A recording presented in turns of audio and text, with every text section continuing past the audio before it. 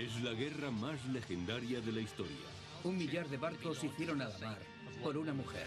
Todo empezó con un concurso de belleza. Guerreros, carros y caballos. Y terminó con un caballo gigante sembrando el exterminio y la aniquilación.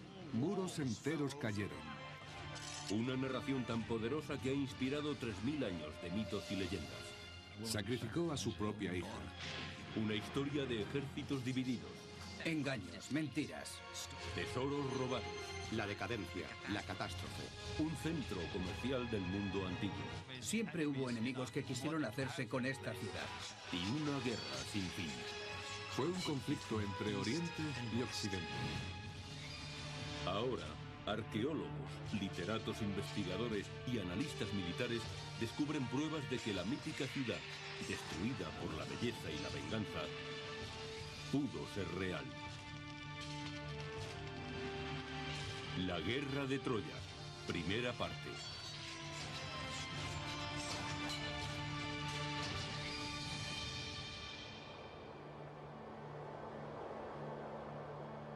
Es la cuna de la civilización occidental, el lugar de nacimiento de la Grecia antigua. Es un mundo de límpidas y azules aguas con la tierra firme a occidente, Asia Menor a oriente y docenas de islas entre ambas. El mar Egeo une a los habitantes de esta región en sus aventuras marítimas y sus leyendas sobre dioses y héroes. Durante miles de años, buscadores de fortuna y arqueólogos han recorrido estas costas persiguiendo pruebas de la Guerra de Troya. Ahora, algunos afirman haberlas encontrado. Hoy, no lejos de la prístina costa del mar Egeo, en lo que ahora es la Turquía moderna, un equipo internacional excava en el lugar donde ellos creen que está el origen de la legendaria Troya.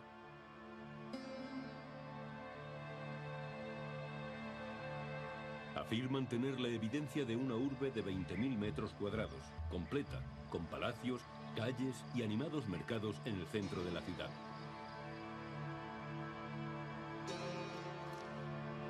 Extramuros dicen contar con pruebas de la ciudad baja, antiguo suburbio rodeados de un foso defensivo construido para prevenir ataques de carros, la antigua arma de destrucción masiva.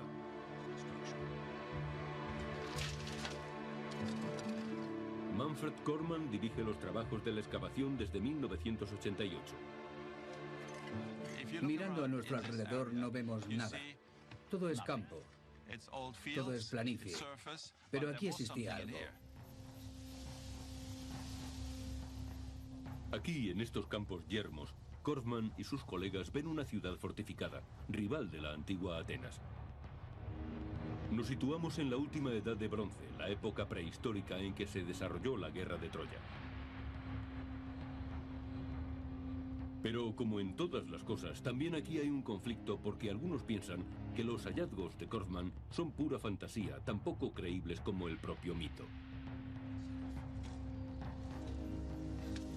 ¿Fue este el emplazamiento de Troya? ¿Existió Troya realmente? ¿Por qué su eco perdura a través del tiempo? En mi opinión, la Guerra de Troya es la fuente de muchas de nuestras percepciones culturales sobre el mundo militar, sobre la literatura, sobre el comportamiento humano y sobre la interacción entre lo divino y lo humano. La Guerra de Troya constituye en gran medida la base de nuestra tradición cultural, motivo por el que continuamos ocupándonos tanto de ella, quizá inconscientemente como origen de los arquetipos sobre los que modelamos nuestro comportamiento. La historia se hizo narración, y la narración se convirtió en mito, y los mitos son siempre escurridizos. Ahora intentamos, de una forma harto extraña, retroceder sobre nuestros pasos, lo cual no es sencillo. Porque una cosa es vestir la historia para hacer de ella un relato y después un mito, y otra cosa es desnudarla. Exige dolor y es más peligroso.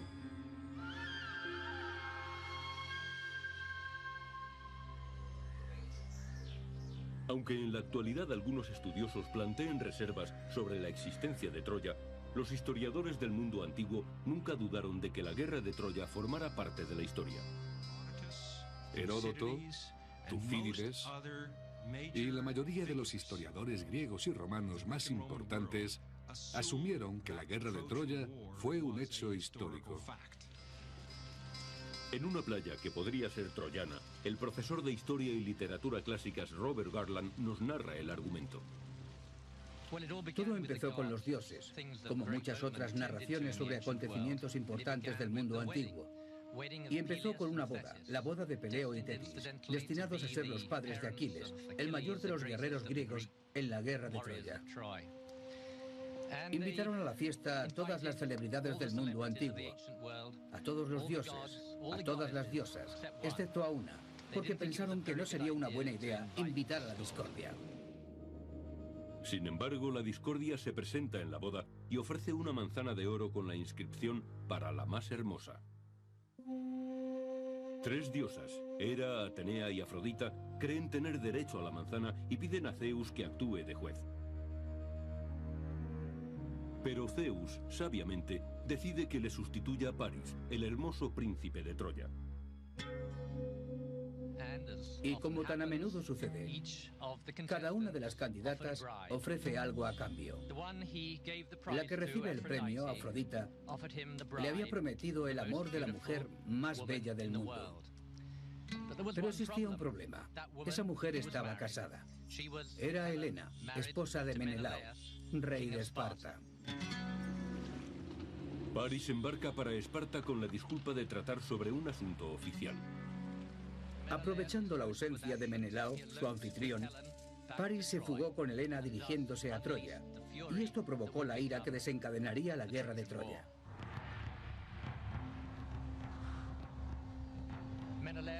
Menelao llamó en su ayuda a su hermano Agamenón, que era el jefe supremo de los griegos.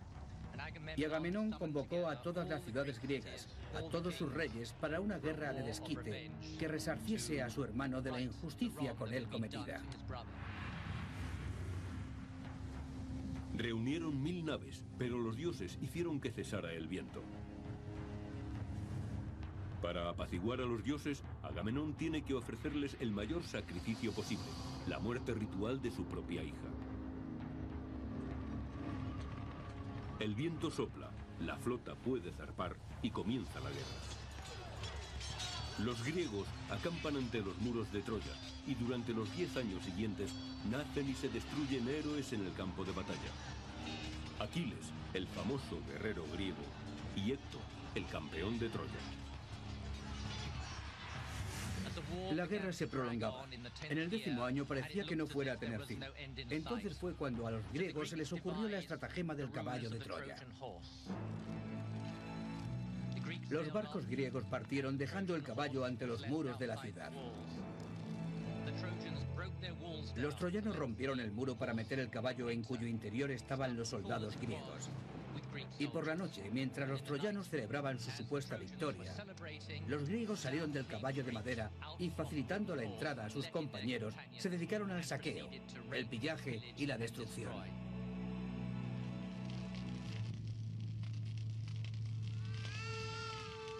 Se cometieron muchos actos de vandalismo en aquel tiempo. Príamo fue asesinado en su propio altar. Casandra fue violada. Y el hijo de Héctor fue arrojado desde lo alto de la muralla de Troya, destrozándose el cráneo.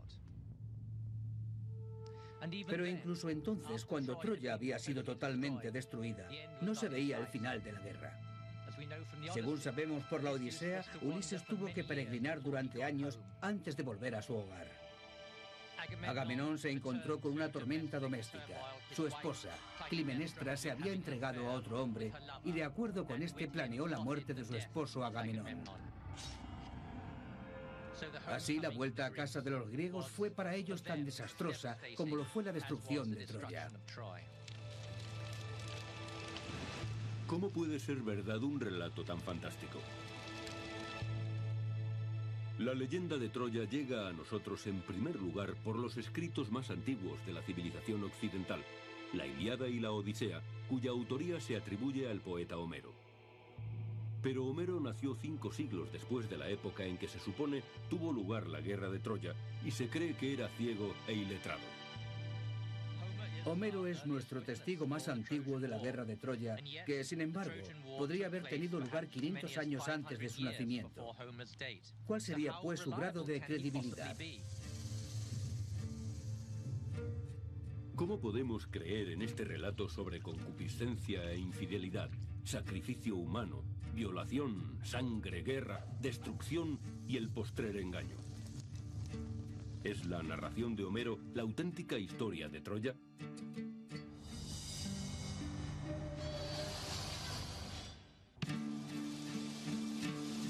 Al igual que sucede con Troya, lo que se conoce de Homero es una combinación de historia y mito. A pesar de ser considerado el autor de los primeros poemas épicos de la civilización occidental, la Ilíada y la Odisea, tenemos pocas pruebas de su existencia. Algunos estudiosos estiman que el padre de la literatura griega vivió alrededor del año 750 a.C. y en un lugar no muy apartado de Troya. Creemos que procedía de una región probablemente contigua a Troya. Puede que de la ciudad de Esmirna o la isla de Quíos, pero incluso esto es dudoso. Una fuerte tradición lo presenta como un bardo ciego, pero según otra no se puede afirmar nada sobre él medianamente cierto. Dos de los mayores misterios sobre Homero se refieren a cómo alguien que hubiera vivido 500 años después de la guerra de Troya podía recoger detalles tan gráficos sobre la batalla y el baño de sangre. Y cómo una persona podía, antes de la invención de la escritura en Grecia, recordar cerca de 16.000 versos de la Ilíada y 12.000 de la Odisea. Una posible respuesta es que Homero fuera el continuador de un linaje de rapsodas de relatos épicos. Si esto es cierto, significa que la Ilíada y la Odisea no fueron escritas por un Homero, sino transmitidas por muchos Homeros. Es perfectamente plausible que los aedos empezaran a recitar inmediatamente después de este famoso conflicto, pasando así su contenido de una generación a la siguiente. No en cuanto a precisiones históricas que a nadie interesaban, sino en lo referente a los detalles sobre la mujer raptada, Aquiles, Héctor y el caballo de Troya. Todo eso son contribuciones de los aedos a lo largo del tiempo. La historia así amalgamada fue heredada por Homero, quien le dio su giro personal. Pero si Homero fuera el último de un linaje de poetas orales, ¿cómo es que la historia de Troya pasa de un conjunto de cantos memorizados a ser la primera historia escrita de la civilización occidental? En la década de 1930, un estudioso estadounidense llamado Milman Perry, equipado con unos de los primeros aparatos portátiles para grabación sonora, descubrió la manera de regresar a un tiempo en que toda la historia era cantada. Perry viajó a un mundo antiguo, a ciudades de los Balcanes en Serbia, y descubrió a rapsodas que, exactamente igual que Homero, cantaban relatos épicos de antiguas batallas y héroes.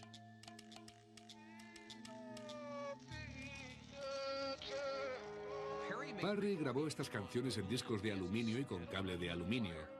También las tomó al dictado. Parry descubrió una cosa muy interesante, y es que cuando se escribe un poema oral, este tiende a ser mucho más largo que cuando se canta ante el público. Durante más de un año, Perry investigó la tradición oral, transcribiendo y grabando muchas canciones, algunas tan largas como las de Homero.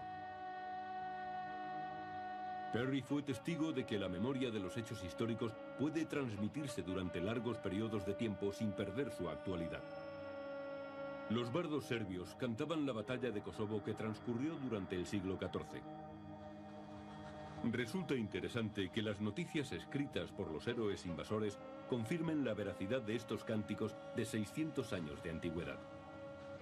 Es por lo tanto plausible que realmente hubiera una guerra de Troya y que los hechos de esta guerra se transmitieran por tradición oral durante unos 400 años hasta el 800 a.C., que es cuando se escribieron los poemas homéricos. En mi opinión, esto tiene sentido. Tiene que haber habido una guerra de Troya porque, en primer lugar, ¿por qué iba nadie a cantar las hazañas de una guerra inexistente?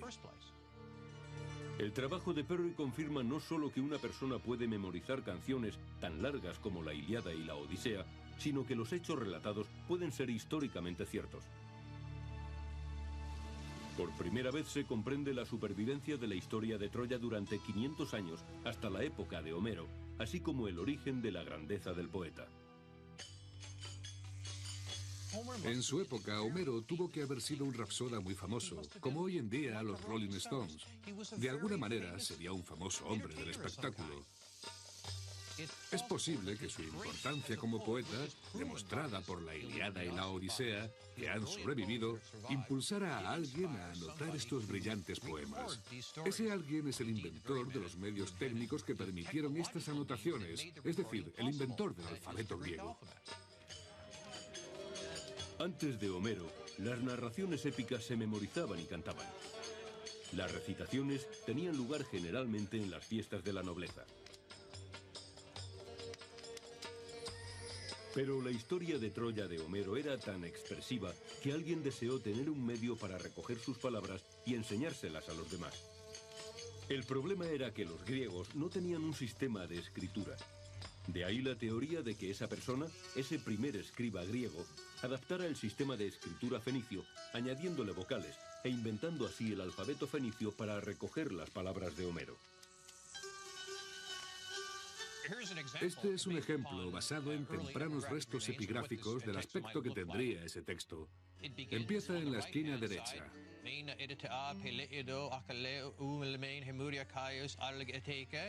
Como gira el buey, decían los griegos, comparando este estilo de escritura con el arado de los campos, donde se llega a un extremo y se vuelve para continuar arando y así sucesivamente. Ahora, con Homero cantando ante un escriba, estos heroicos relatos sobre Troya, los primeros escritos de la historia de Grecia, animan a una audiencia mucho más numerosa. En mi opinión, estos fueron los primeros textos griegos escritos en alfabeto fonético y como tales fueron usados desde el principio como modelo para la enseñanza de la escritura. Nunca dejaron de serlo. Y así los niños que iban a las escuelas de la Grecia antigua estudiaban los textos de Homero, volviendo al día en que el hombre que inventó el alfabeto los escribió por vez primera.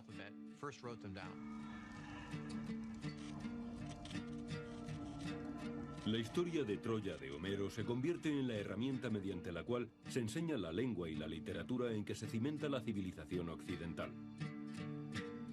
Durante los siguientes 3000 años, la historia de Troya inspira a los mejores escritores griegos y romanos, a los artistas del Renacimiento, a Shakespeare e incluso películas de Hollywood. Pero a través de los siglos, la auténtica historia de Troya se ha visto difuminada por el mito, y la ciudad, una ruina ya en tiempos de Homero, quedó cubierta por las arenas del tiempo.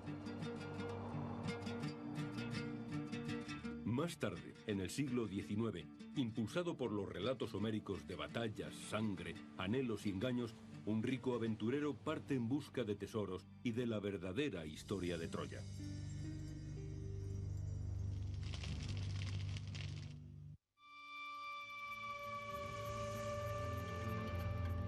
6 de julio de 1827. Tras siglos de ocupación otomana, Grecia obtiene su independencia, dando vida a una nación nueva. Europa está inmersa en el pasado griego. La Ilíada y la Odisea de Homero provocan una auténtica fiebre de Troya. Con un pico en una mano y la Ilíada en la otra, el millonario germanoamericano Heinrich Schliemann decide ir a desenterrar Troya. Heinrich Schliemann fue un hombre fascinante. Era un magnate de Wall Street del siglo XIX. Hizo mucho dinero especulando en Rusia y en los Estados Unidos, incluso con la fiebre del oro de California.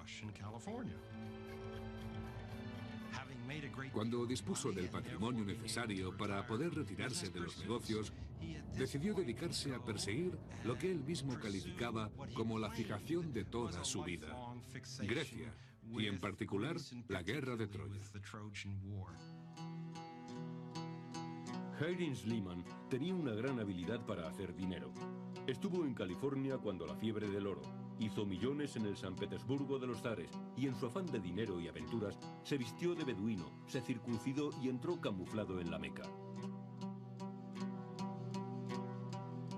En 1868 fue a Atenas e inició una expedición por el mar Egeo en busca de las leyendas de Homero y sobre todo de Troya. Schliemann no era arqueólogo, pero tenía una fe ciega en Homero. Homero era su Biblia, Y esa fe le llevó a descubrir cosas que nadie había pensado ni siquiera en buscar. Schliemann empieza buscando un sitio que coincida con el paisaje descrito por Homero en la Ilíada. Una amplia llanura donde puedan combatir dos grandes ejércitos cerca del mar Egeo, entre los ríos Escamandro y Simois. Un sitio con altos muros fortificados desde donde los troyanos vieran con horror cómo su compañero Héctor era arrastrado por el carro de Aquiles alrededor de la ciudad.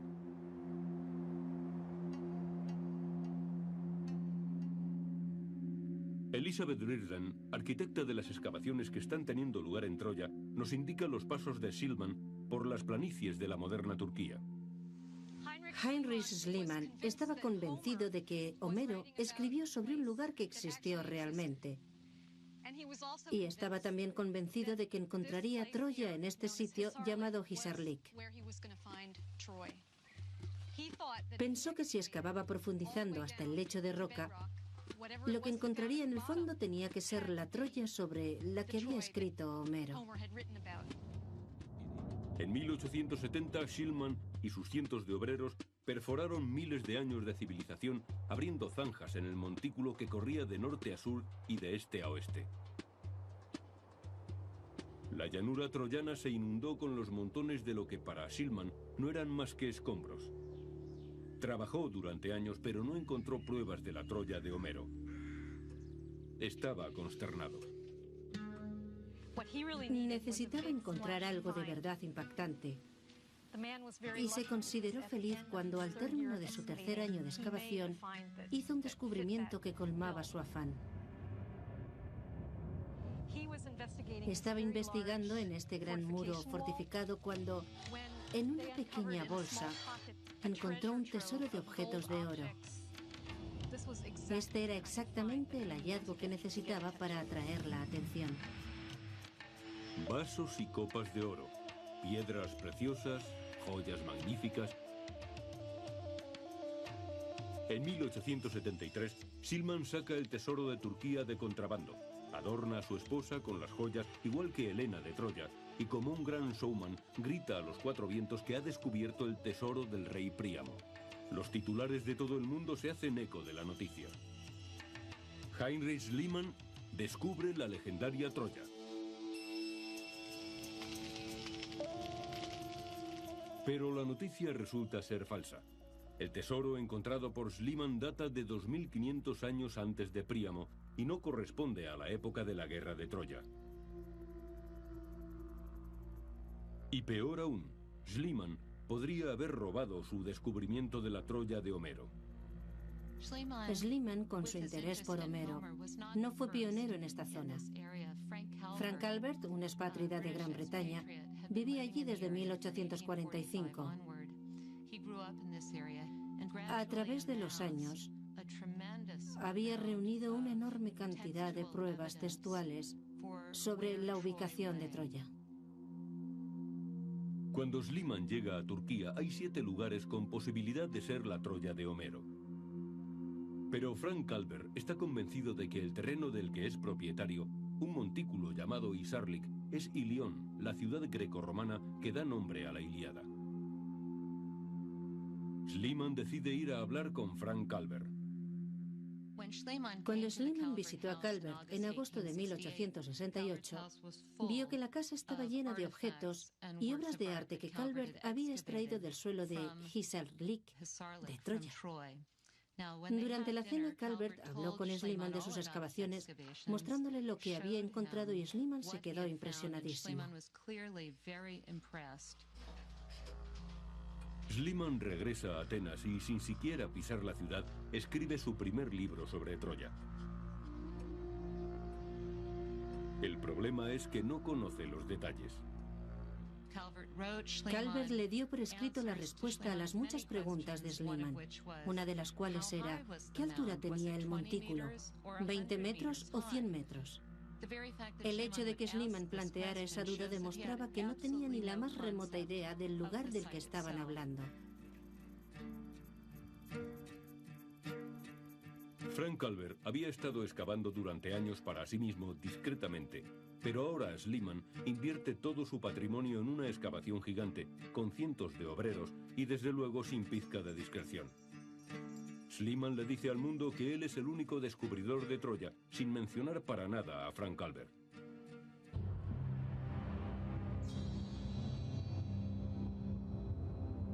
A pesar de su equivocación con el tesoro que no era el de Príamo y las acusaciones de Frank Calvert de robarle el yacimiento de Troya, Schliemann convenció al mundo de que en Isarlik estaba la Troya de Homero y que la guerra fue real. Schliemann fue un hombre que dedicó su vida, su fortuna y toda su actividad a demostrar la verdad de Homero. Y eso merece mi respeto. En realidad se debe a Schliemann el que nos estemos preguntando: ¿tuvo lugar esa guerra? Y hoy seguimos en esa tradición de plantearnos preguntas sobre la guerra de Troya. Ni siquiera Schliemann, quizá el creyente más devoto en la autenticidad de la Ilíada, pudo encontrar pruebas concluyentes sobre la Troya de Homero. En alguna parte de estas ruinas yace la promesa de encontrar algún resto escrito, algún tesoro troyano que demuestre más allá de toda duda que Troya y la guerra existieron realmente.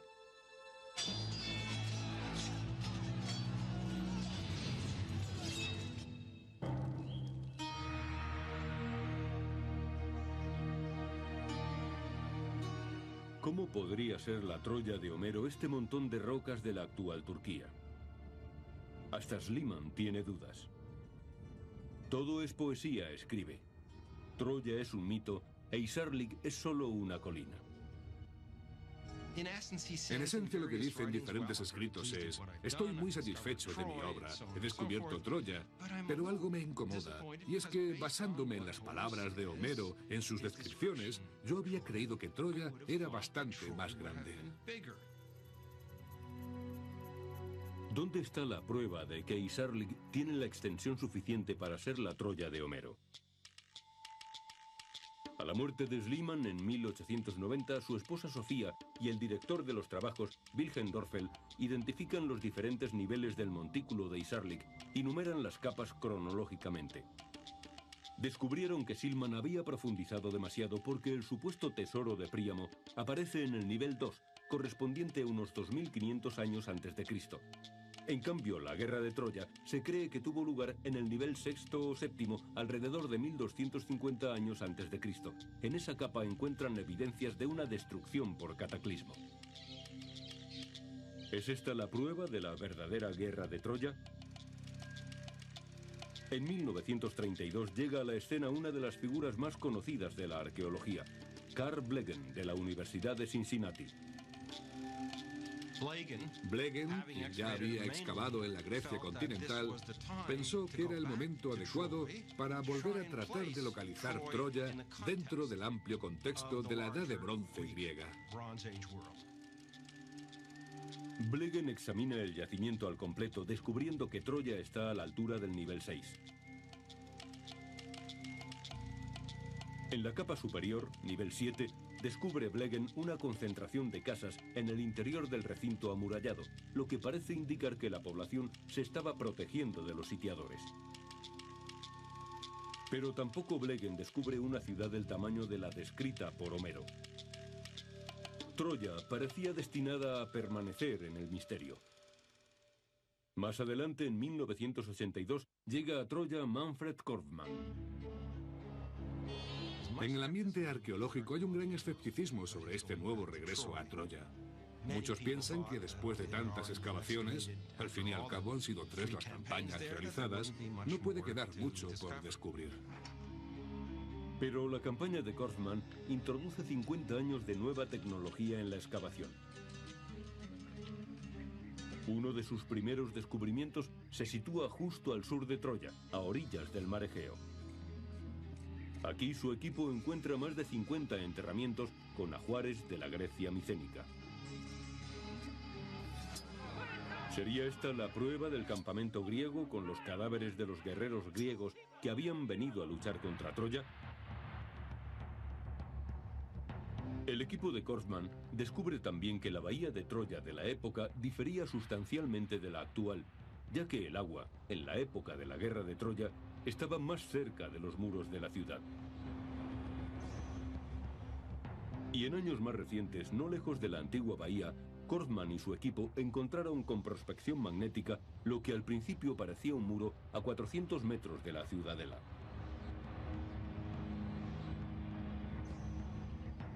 Pero en realidad se trataba de lo contrario de un muro. Era un foso. Aquí tenemos una imagen fotográfica que, a la manera de una radiografía, llega hasta el fondo y encuentra restos de lo que podría haber sido un foso. El foso que desentierra Korfmann está profundamente cortado en el lecho de roca, lo que le lleva a pensar que su finalidad sería probablemente defensiva. Los arqueólogos pudieron verificar la fecha de Troya 6 para la misma época de construcción de este foso. Troya 6 representa la época de la guerra de Troya. Y de nuevo hay una gran similitud entre este foso defensivo y el descrito por Homero en la Ilíada. Si nos fijamos en su descripción del foso excavado alrededor del campamento griego y miramos después el foso que hemos encontrado alrededor de la baja ciudad de Troya, vemos que el parecido entre ambos es muy llamativo. Parece que fuera este el lugar que Homero tenía en mente cuando reprodujo la historia de la Ilíada y la Odisea.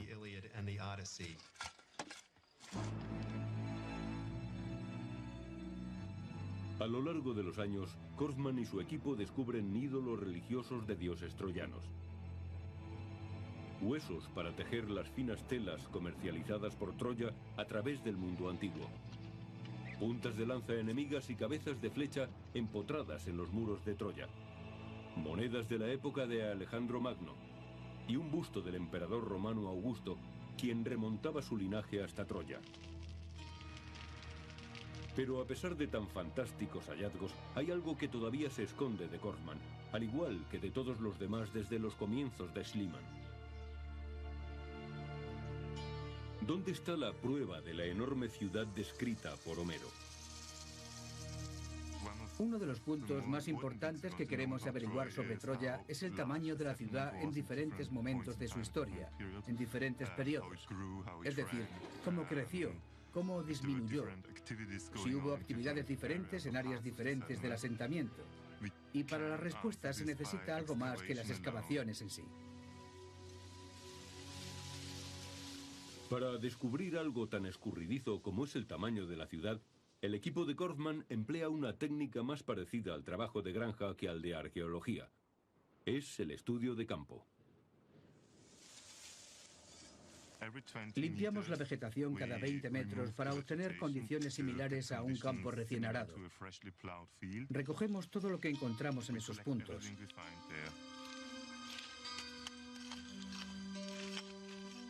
Cerámica, trozos de ladrillos, todo lo que haya por allí. Así nos haremos una idea del tamaño del asentamiento y la función de las diferentes áreas.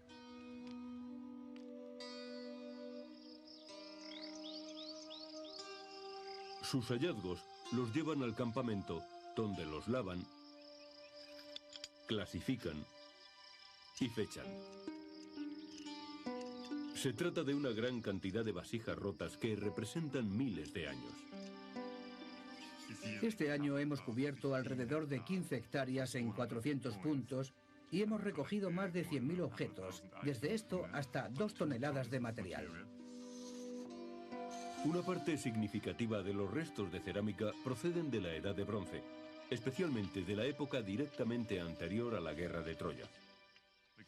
Podemos ver que el área que recorre toda esta zona hasta este foso y por el este, y donde supuestamente continúa el foso, estaba cubierta por un asentamiento de la Edad de Bronce.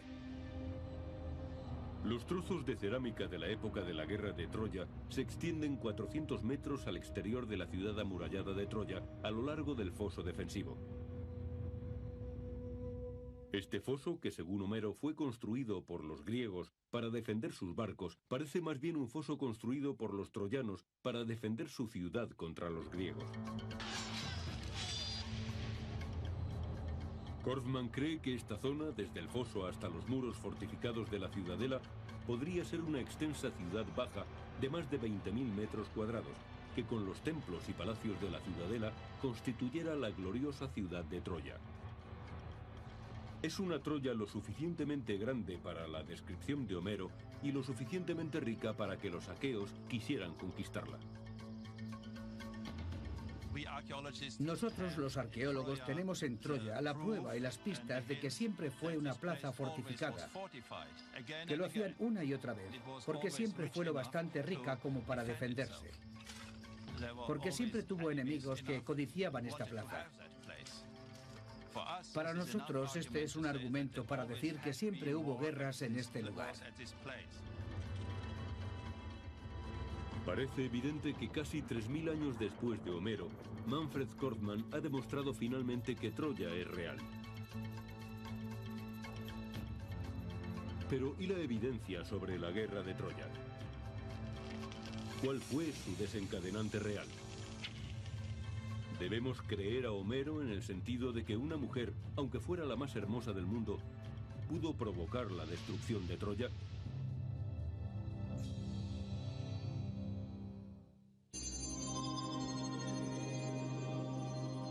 Para los antiguos griegos, la belleza es el orden. Esto se ejemplifica con el cuerpo desnudo, joven, de formas redondeadas, talle estrecho, pecho alto de forma cónica y muslos curvilíneos. Es seguro que Helena reunía todas esas cualidades y su rapto era un ataque al orden mundial, un acto de guerra contra Grecia. Pero su secuestro es también una afrenta personal a un dirigente muy poderoso. Todavía hoy podemos imaginarnos que este acto contribuiría a desatar una guerra internacional. This is the guy that tried to kill my dad at one time. ¿Cómo se desarrolló el equilibrio entre los órdenes personal y político en la verdadera historia de Troya? La leyenda del rapto de Helena y de que ahí derivara la guerra no es imposible, pero sí es improbable como única causa. El general de brigada John Brown del ejército de Estados Unidos es experto en guerras de la antigüedad. Lo más probable es que fuera una oportunidad largo tiempo esperada. Una guerra que estaba esperando su causa. Había un instinto de expansión por parte de Micenas que solo necesitaba un desencadenante. El secuestro de Helena podría haberse convertido rápidamente en el acontecimiento que galvanizase a los guerreros de la época en un esfuerzo por recuperar su reputación y aumentar su gloria.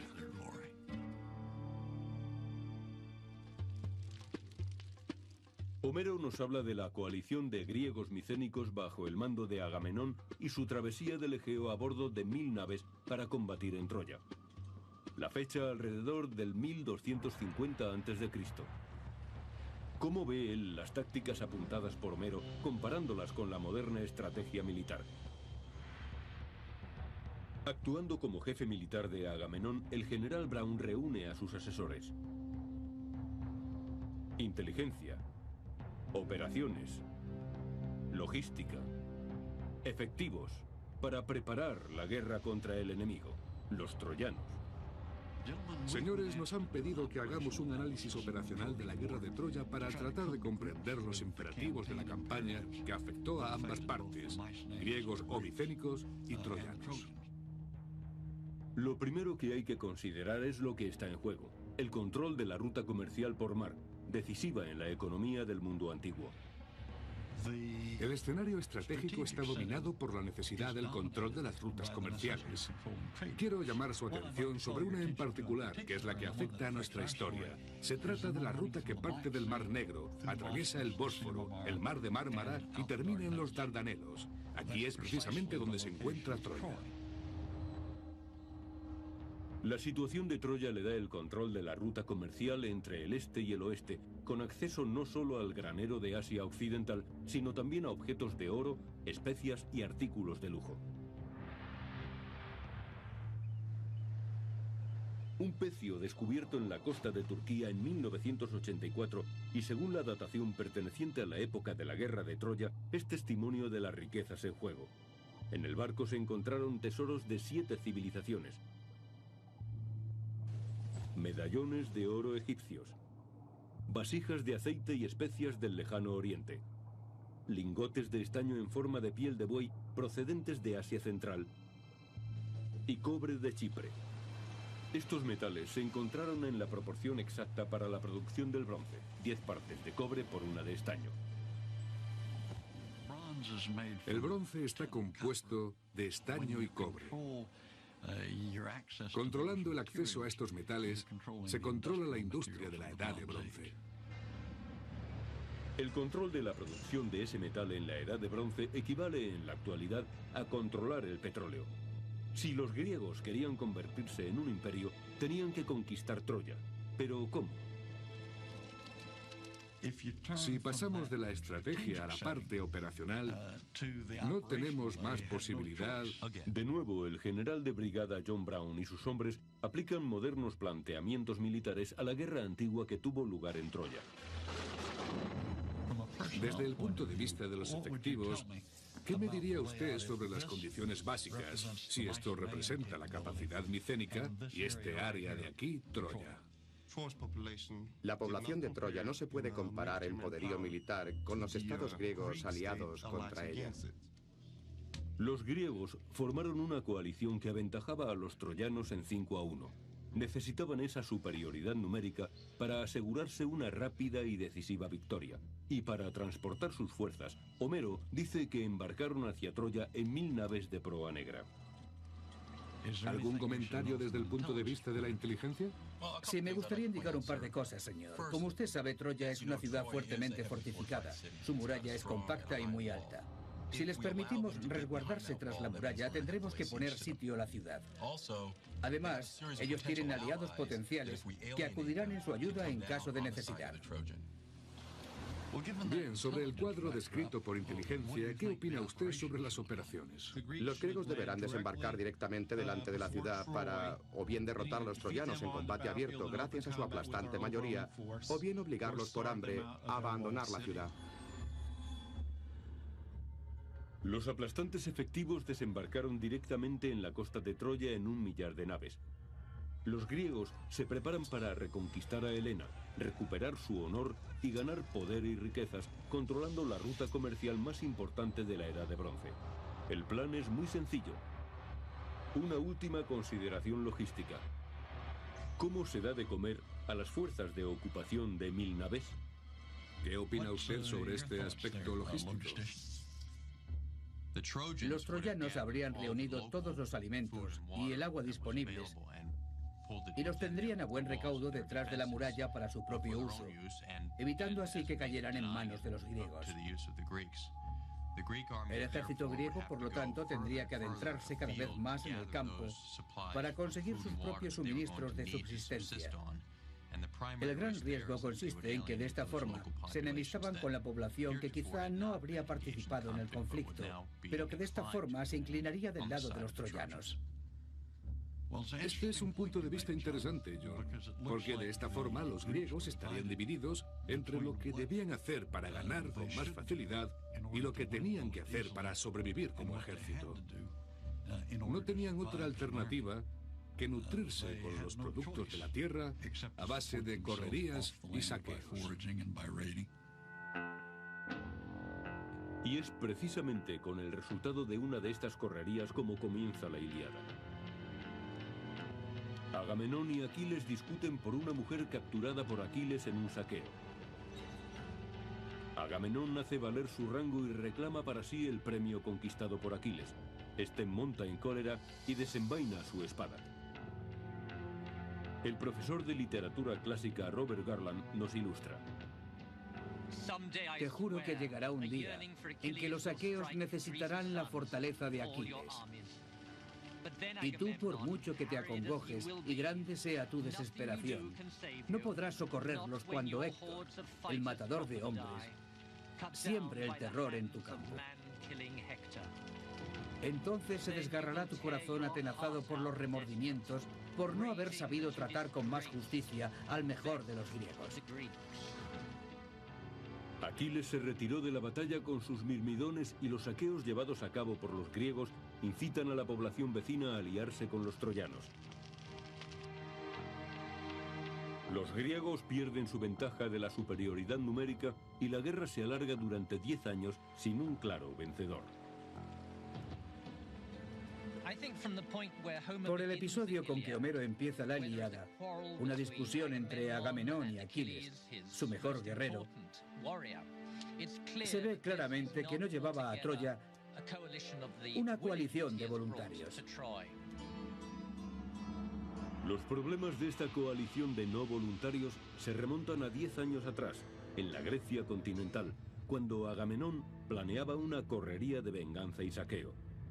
Allí se vio forzado a hacer el mayor de los sacrificios, la muerte ritual de su propia hija. La Guerra de Troya, segunda parte.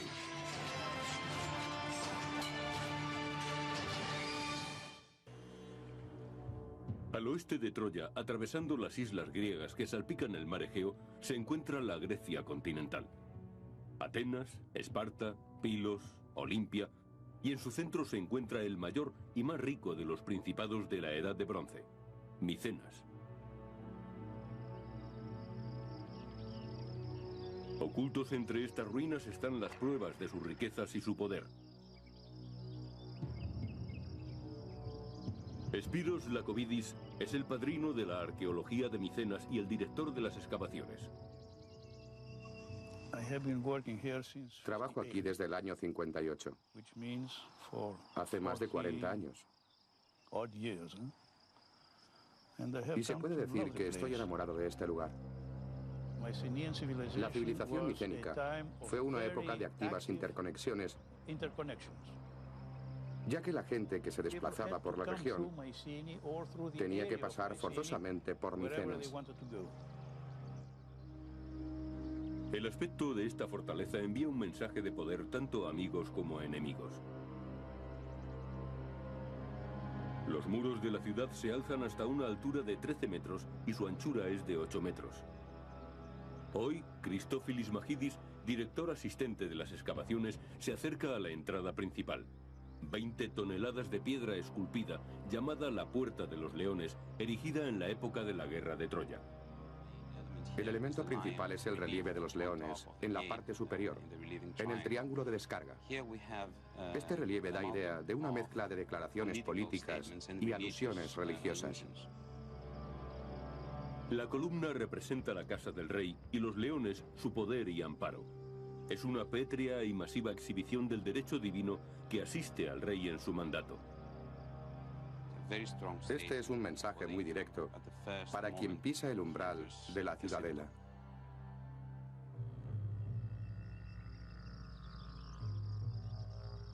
Justo detrás de la Puerta de los Leones fue donde en 1876 Heinrich Schliemann descubrió uno de los hallazgos más suntuosos de la historia de la arqueología, que incluía una magnífica máscara mortuoria. En la manera ostentosa que le era propia, proclamó: «He mirado cara a cara a Agamenón». En lo alto de la ciudadela, los arqueólogos descubren los restos de un palacio muy parecido a uno que menciona Homero. Dentro del palacio encuentran un tesoro con objetos de gran valor y murales glorificando la guerra de Micenas y su conquista. Hay escenas muy hermosas en una ciudad asediada. Altos edificios y mujeres mirando por las ventanas. Guerreros, carros y caballos.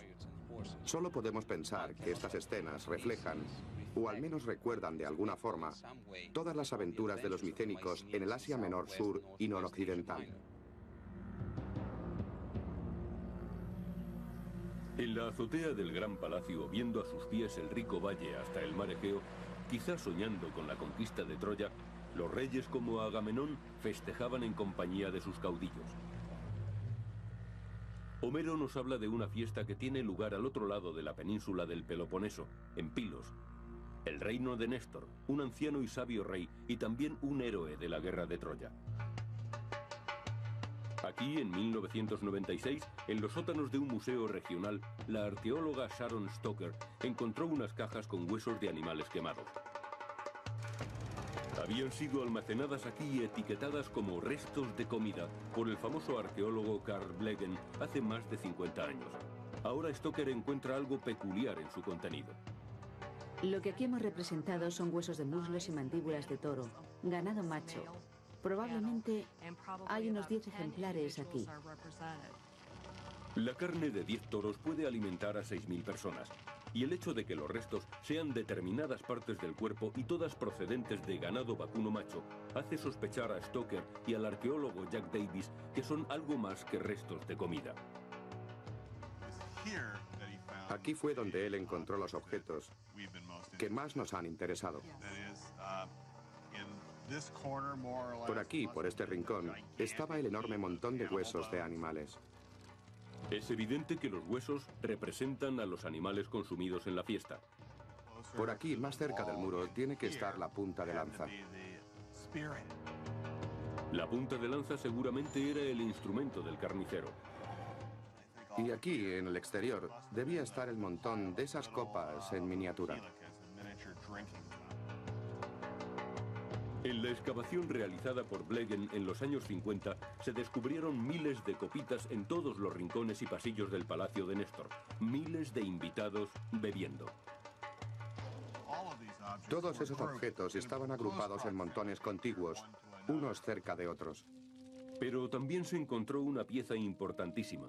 Las tablillas con la escritura llamada Lineal B, que descifradas en los años 50 revelaron una finalidad distinta para aquellos banquetes. Por aquí se encontraron las tablillas que demuestran los sacrificios que se estaban realizando en honor del dios Poseidón. Reuniendo todas las pruebas, Stoker y Davis nos proporcionan una clara imagen de los banquetes de la Edad de Bronce. Mira, Sherry, si venimos a una fiesta, desde aquí es desde donde echaremos nuestra primera ojeada al salón del banquete. Después, los invitados, como dice Homero, comieron bien y nadie se quedó con hambre en el banquete. Los jóvenes llenaban las copas hasta rebosar, escanciando vino a todos los presentes. Mientras participaban en la fiesta, veían la demostración del poderío real expuesta en las paredes sobre sus cabezas como recordatorio de lo que los micénicos eran capaces de hacer. Sí. Con ayuda de estas fiestas y sacrificios, el rey se presenta como el mensajero de los dioses, y su llamada a la guerra es un designio divino. De esta forma, la fiesta se convertía en un arma muy persuasiva para que los agasajados guerreros acompañaran al rey en su guerra contra los troyanos. Pero para ganar el definitivo favor de los dioses, el rey Agamenón tuvo que hacer el mayor de los sacrificios, la muerte ritual de su propia hija.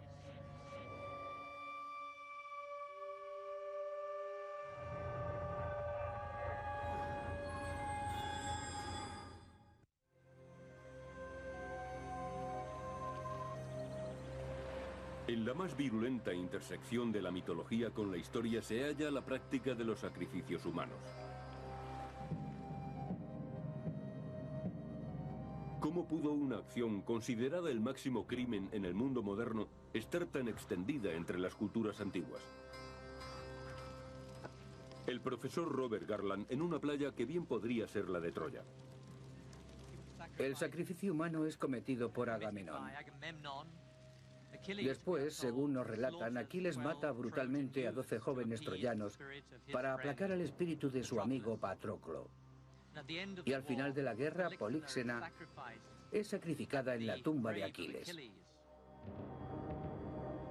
Estos son episodios del reino de la mitología, pero también tenemos pruebas históricas de sacrificios humanos. Durante la Edad de Bronce estuvo muy extendido el sacrificio de esclavos y prisioneros desde Egipto hasta Babilonia. Con frecuencia servía para demostrar públicamente el poder del rey. Pero los griegos, los fundadores de la civilización occidental, ¿también practicaron los sacrificios humanos? Parece que hay algún registro arqueológico de esa práctica. Sin ir más lejos, en algunas cámaras mortuorias de la zona de Micenas, hemos encontrado cuerpos de esclavos, unos encima de otros, que pudieron ser sacrificados a la muerte de su amo o ser prisioneros de guerra. Pero para ellos no era el sacrificio de seres humanos. Lo que nosotros consideramos como tal no es el mismo concepto que el que tenían ellos de esos actos. Un esclavo o un prisionero de guerra eran un objeto, no una persona. Un dato interesante. Aunque los sacrificios humanos imperan en la mitología griega y en la guerra de Troya, Homero no los menciona en la Ilíada. Siglos después de Homero es cuando algunos de los grandes dramaturgos de la Grecia clásica incorporan los sacrificios humanos a sus argumentos sobre la guerra de Troya. Podría tratarse de un recurso narrativo para crear un clímax en el espectador. Sucede a menudo que formas de comportamiento religioso, que en su día fueron sacrosantas y aceptadas con veneración, más tarde provocan el horror y resultan espeluznantes. Así, en la narración de la guerra de Troya, Agamenón consigue formar una coalición de guerreros micénicos. Pero cuando están preparados para hacerse a la mar, los vientos soplan en su contra. El oráculo le dice a Agamenón que para que los vientos se vuelvan favorables tiene que sacrificar a su hija Ifigenia. Y él llamó a Aulis con el pretexto de que pensaba casarla con Aquiles. Pero en lugar de eso, le dio muerte, desencadenando así una serie terrible de sucesos que terminarían con su propia muerte.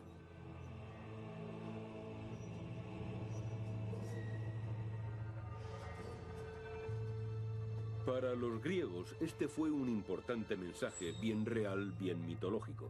En la guerra, un rey pedía a sus súbditos que sacrificaran la vida de sus hijos. Ahora el rey, ofreciendo a su hija, hacía un sacrificio similar, y los griegos lo verían como un acto democrático e igualitario. Si nosotros sí, ¿por qué no el rey? Si nuestros hijos sí, ¿por qué no su hija? Para nosotros, el sacrificio de Ifigenia despierta un sentimiento de horror. Pero teniendo en cuenta la religión y las costumbres de la época, el sacrificio de Ifigenia fue un compromiso supremo por parte de Agamenón. Se sentía tan comprometido con el éxito de la empresa que estaba dispuesto a sacrificar a su propia hija. Eso tuvo que tener un tremendo efecto sobre el ánimo de sus guerreros, que reconocerían la dedicación de su rey y lo que esperaba de ellos.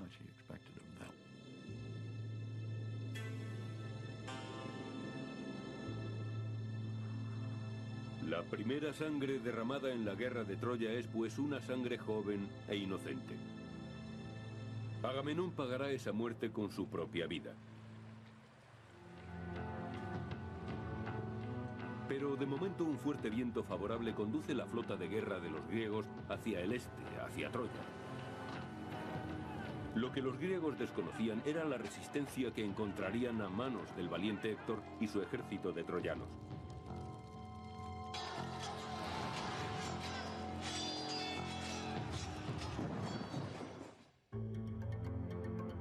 Un choque épico de civilizaciones, un momento definitivo en la prehistoria del que nuevamente Homero es nuestro mejor testigo.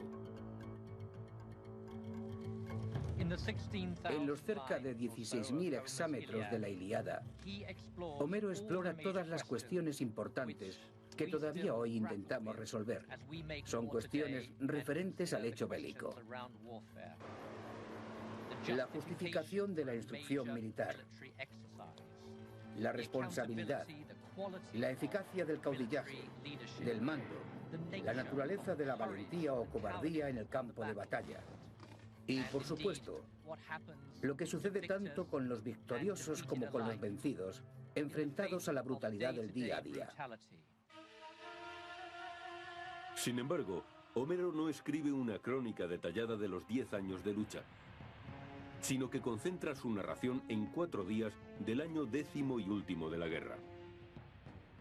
Nos lleva al núcleo de todo lo que produce conflicto en la psique humana. Algunas de sus más memorables descripciones son de hombres en trance de morir. Las 240 muertes que aparecen en la Ilíada son todas diferentes. Homero tiene que haber visto acciones parecidas y seguramente recorrió el campo de batalla de Troya, tratando en su imaginación de recrear los acontecimientos. Cuando contemplamos una guerra desde ángulos tan diferentes, nos acercamos a la visión personal que de ella hizo Homero. Rostros de guerreros en el campo de batalla gritando nombres e insultos. Soldados clavando sus lanzas en los ojos de sus enemigos. Miembros separados por cortantes espadas. Homero dice que el campo está manchado de sangre negra. Su nombre define la brutal época bélica conocida como Edad Heroica o Edad Homérica. Sobre todo fue una competición de individualidades por una aureola de gloria personal. El prestigio nacía de la naturaleza de los oponentes y del grado de éxito obtenido, en un nivel casi tribal. La esencia de la reputación dependía de con quién medían sus fuerzas y la forma en que lo hacían. Homero relata un gran número de duelos, pero hay uno al que se refiere como el duelo máximo, el que debe poner fin a 10 años de guerra. Menelao, el agraviado esposo de Helena, es retado por Paris, el amante troyano de la bella. Si Paris mata a Menelao, Helena permanecerá en Troya y los griegos se retirarán derrotados. Si Menelao mata a Paris, recuperará a Helena, obtendrá de los troyanos un rescate en oro y el honor griego quedará restaurado. Los integrantes de ambos ejércitos se sientan y el duelo comienza. Eso es lo justo, dice Homero. Así es como debería ser. Pero no es así como acontece. Menelao y Paris cruzan sus espadas arriesgando su vida y el honor de poner fin a una década de lucha.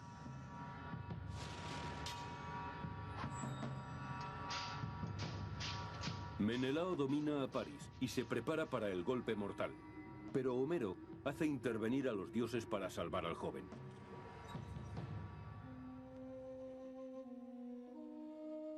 La diosa del amor, Afrodita, rescata a Paris del campo de batalla y lo lleva a los brazos de Helena. El duelo no se completa.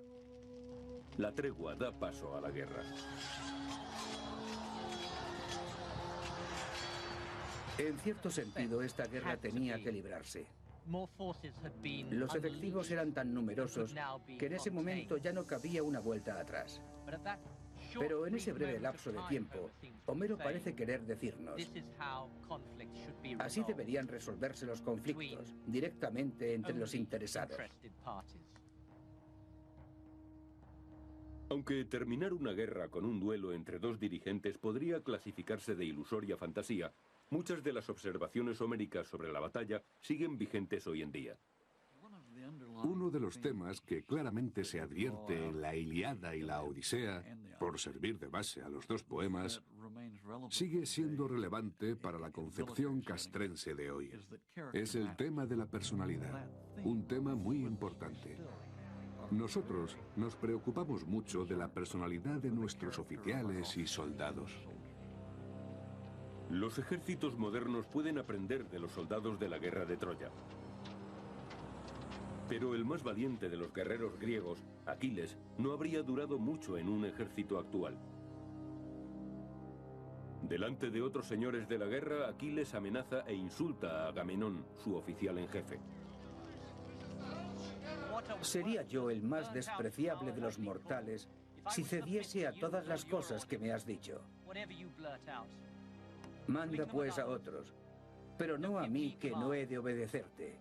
Nunca más, espero, Aquiles cederá ante ti.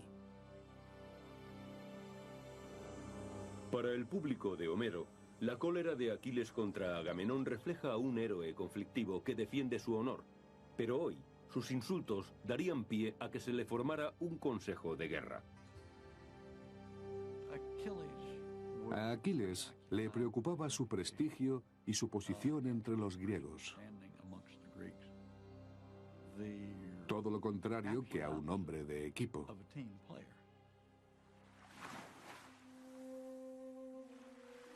Ulises es de una idiosincrasia muy diferente y él también es una expresión del hecho de que la personalidad es muy importante. Ulises es astuto, se le compara con un zorro. Todavía hoy comparamos a algunos de nuestros militares más capaces con zorros. El Swap Fox, Francis Marion, de la Revolución Americana, y el general Franks, de la Guerra de Irak, son algunos militares con reputación de ser tan hábiles como un zorro. Pero Homero saca a la luz otra cualidad del mando, demostrando precisamente lo contrario. Nunca has ido al frente de tus tropas en el fragor de la batalla. Te falta el valor, rey, que devoras a tu pueblo. Contrariamente a la actuación de un general ideal como George Washington, quien dirigía a sus tropas predicando con el ejemplo, Agamenón es acusado de quedarse rezagado mientras otros luchan y mueren. Agamenón es arrogante, presuntuoso, muy dado a adelantar un orden del día personal e inclinado, en la mente de los demás, a sacar ventaja de su posición para su beneficio personal antes que ser un servidor del resto de los soldados. Resulta interesante que el soldado idealizado por Homero sea Héctor, combatiente del lado de Troya. Héctor tiene la personalidad de un modelo de soldado y ciudadano. Héctor se siente inclinado a preferir el bienestar de su gente y su ciudad antes que su prestigio y su supervivencia. Lo demuestra enfrentándose a Aquiles a unas sabiendas de que la suerte le era adversa y de que su tiempo había concluido. La lucha entre los dos máximos héroes, el griego Aquiles y Héctor el troyano, es el momento álgido de la Ilíada y la historia de Homero sobre Troya. Cuando Héctor se despide de su esposa y su hijo para dirigirse al campo de batalla, Homero hace adivinar el final de la guerra, inclinando las simpatías del público a favor de los troyanos. Héctor se imagina a su mujer Andrómaca viuda y a su hijo Astianax huérfano.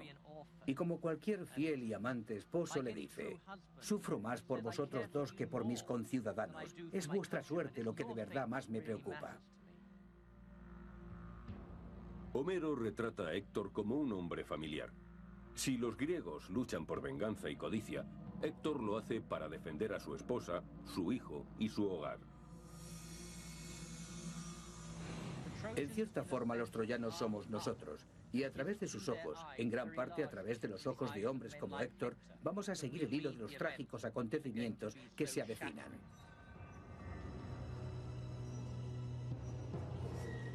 Héctor ve venir a Aquiles cargando como un semental. Aquiles se acerca con su brillante casco, le lanza su formidable pica y falla. Héctor blande su espada y carga golpeando el centro mortal del escudo de Aquiles, pero rebota. Héctor saca la espada y ataca, pero Aquiles tiene una segunda pica con la que atraviesa el cuello de Héctor. Héctor se desmorona en el polvo y, exhalando su último suspiro, suplica a Aquiles que devuelva su cadáver a Troya. Pero Aquiles promete que se lo entregará a los perros, lo ata a su carro y palmea a los caballos para que corran en derredor de los muros de Troya, y, como dice Homero, profana el cuerpo de Héctor en la tierra de sus progenitores.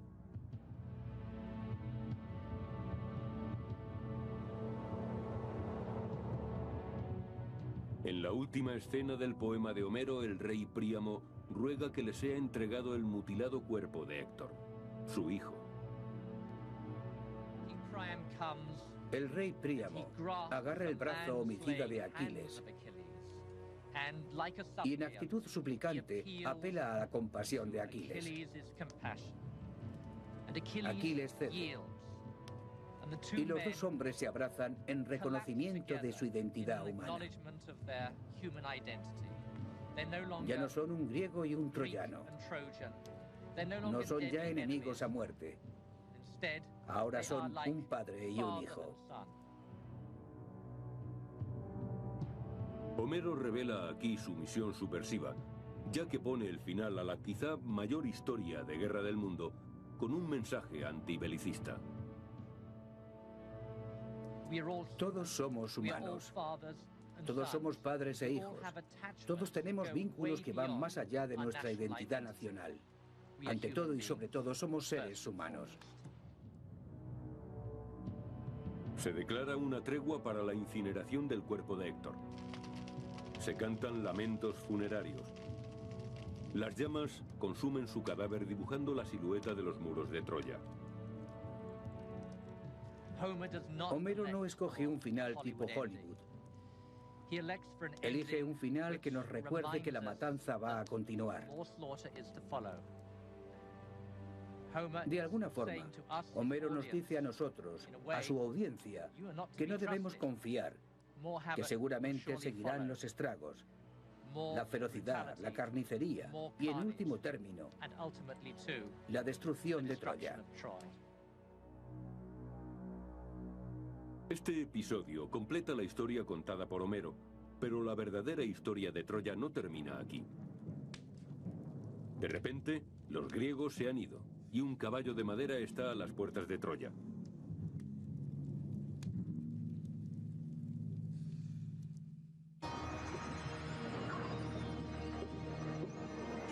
El símbolo más famoso de Troya, el caballo de Troya, procede de otras leyendas distintas de la Ilíada de Homero. La leyenda nos dice que esta fue una guerra que no se ganó gracias a anónimos actos de valor, ni por tenacidad y disciplina militar, que son las cualidades que cabría esperar. Muy al contrario, se ganó mediante un ardid demoledor. Se ganó con maquinaciones, engaños y mentiras, con todos los elementos que consideramos deshonrosos en la práctica bélica. Todos conocemos esta historia. Tras 10 años de lucha, griegos y troyanos ven que la guerra está estancada. Entonces Ulises urde un plan. Los griegos construyen un gigantesco caballo de madera y se lo dejan a los troyanos como regalo. A continuación se hacen a la mar. Hay troyanos escépticos. Laoconte avisa: tened cuidado con los obsequios griegos. Pero el mito dice que él y su hijo son silenciados por serpientes que los sepultan en el mar. Los troyanos, desesperados, quieren creer que el caballo es una muestra de paz. Y los troyanos rompieron la muralla para dejar paso al caballo, repleto de soldados griegos. Por la noche, cuando celebraban la marcha de los griegos, estos salieron del caballo de madera, facilitaron la entrada a sus compañeros y se entregaron al saqueo, el pillaje y la destrucción. Al ocultarse dentro del caballo de madera, engañando así a los troyanos para que bajaran la guardia, los griegos consiguen atravesar los muros de Troya. El temor de Héctor, que supo arriesgar y perder su vida en defensa de su patria, se estaba haciendo realidad. Príamo fue degollado en su propio altar. Casandra fue violada. Y el joven hijo de Héctor fue arrojado desde los muros de Troya, rompiéndose el cráneo. Con los padres de Héctor descuartizados, su hermana sacrificada, su hijo asesinado y su mujer llevada a la cama de uno de los conquistadores griegos, la simiente de su familia fue borrada de la faz de la tierra.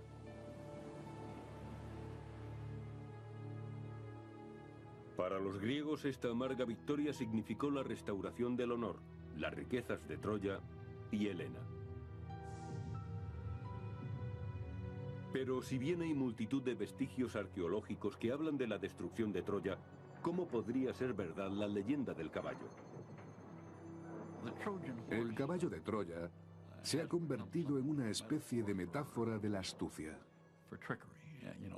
Se consigue dejar fuera de combate al enemigo mediante algo tan estudiado y trabajado que estos factores les dan una enorme ventaja sobre el enemigo. La idea de que los griegos pudieran haber construido un gran caballo de madera, escondiéndose en su interior para así penetrar en la ciudad, es ciertamente posible. Pero lo que repele a nuestro sentido de la lógica es que consiguieran su objetivo.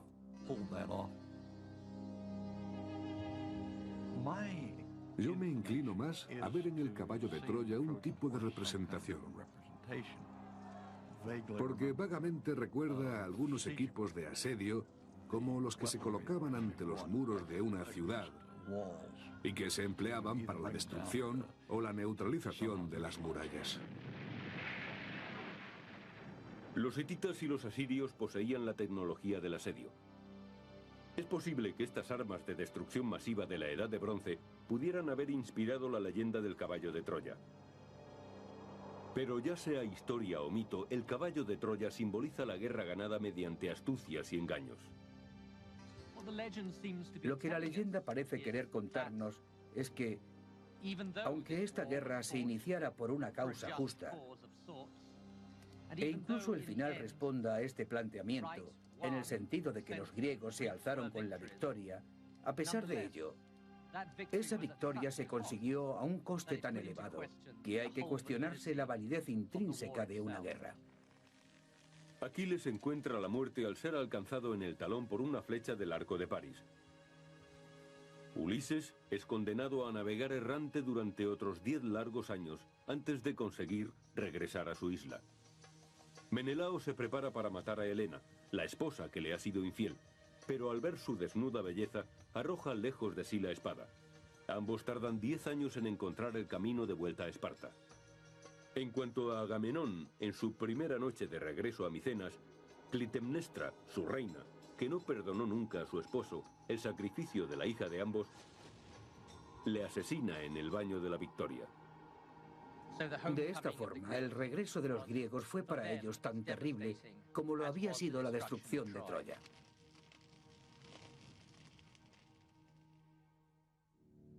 De hecho, la historia nos relata que después de la guerra de Troya no solo se deshizo el reino micénico, sino que llegó a su final el periodo conocido como la Edad de Bronce.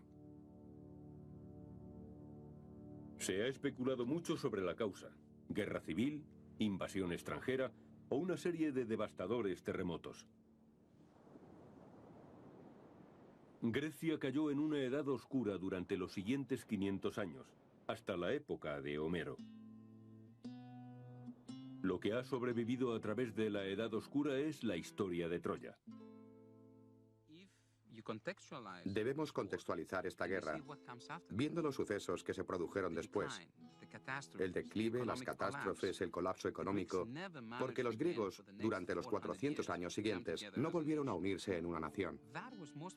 Así vemos que es muy probable que este fuera el último hecho glorioso antes de su desintegración, de la fragmentación del mundo micénico. Yo creo que por eso esta guerra se ha mantenido viva en la memoria.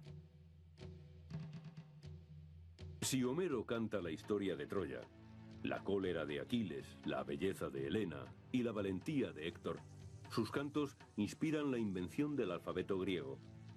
La Ilíada y la Odisea serán los cimientos de la literatura occidental, y Troya será por siempre un blasón de la historia mundial.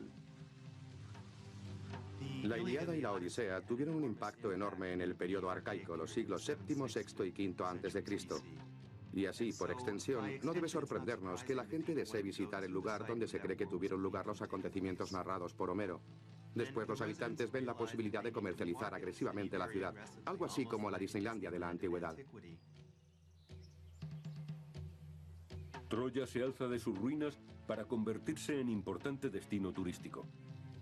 Los antiguos túmulos funerarios se han convertido en monumentos a los héroes griegos y troyanos. Se han construido templos y teatros en honor a sus dioses, y doncellas vírgenes representan escenas de la caída de Troya. Cantan versos de la Ilíada y la Odisea en el Ágora, en la plaza del mercado de la ciudad, directamente enfrente de los antiguos muros fortificados de la Edad de Bronce. Una vez reconstruida la ciudad, la historia y el mito se hacen uno. y Troya se convierte en un trofeo de guerra de aquel mundo en conflicto. La guerra de Troya está a la orden del día, entre otras cosas, porque desde la perspectiva de muchas personas, desde la antigüedad hasta la época presente, se trataba de un conflicto entre Oriente y Occidente. De alguna forma es el comienzo de la actitud combativa de ambas partes. Nosotros contra ellos. Ahora bien, el destino turístico de Troya atrae a algo más que a simples turistas. En primer lugar, el rey persa Jerjes se detiene allí en el año 480 a.C., decidido a saquear Grecia para vengar a sus antepasados troyanos. Más tarde, en el 334 a.C., Alejandro el Grande se detiene en Troya camino de Persia para rendir homenaje a Aquiles. Se dirigió al templo de Atenea, donde encontró una serie de armas relativas a la guerra de Troya. Vio la armadura que se exhibía allí y eligió un conjunto de armas para él, para llevar a su combate contra los persas. Me gustaría pensar que era el de Aquiles, pero no tenemos certeza sobre ese extremo. Alejandro fue a Persia portando una armadura de la guerra de Troya. Alejandro el Grande conquistó Persia vengando a Grecia y reclamando Troya como parte del mundo occidental. Así como Alejandro se siente vinculado al héroe griego Aquiles, Julio César afirma descender de la estirpe del héroe troyano Eneas, y Roma adopta a Troya como su ciudad materna. Pero para los romanos la conexión con Troya no es solo mitológica. También configuran al soldado ideal según la imagen del héroe troyano Héctor. Roma dijo que el soldado ideal era disciplinado, luchaba en equipo, estaba dispuesto a sacrificarse por el bienestar de los demás, estaba dispuesto a prescindir de la gloria personal en aras del bien de la mayoría. El éxito militar de las legiones romanas es un tributo al legado de los troyanos. Aunque los griegos originalmente derrotaran a los troyanos, el desagravio de estos se produce cuando Roma bate a Grecia. Hay que tener en cuenta que los romanos se consideraron descendientes de los refugiados troyanos conducidos por Eneas. Y cuando a su vez conquistaron Grecia, se puede decir que la historia cerró el círculo. Los troyanos fueron derrotados y más tarde derrotaron a su vez a los griegos. Troya y sus relatos son las memorias ininterrumpidas de mayor antigüedad de nuestro mundo. Troya es belleza, lengua, poder, sacrificio, vanidad, honor, engaño y guerra. De la literatura a la arqueología, de la historia a la mitología, de Homero a Hollywood, creemos tan firmemente en Troya que la cuestión de si es real o no tiene mucha importancia. La búsqueda de la verdadera historia de Troya vivirá para siempre.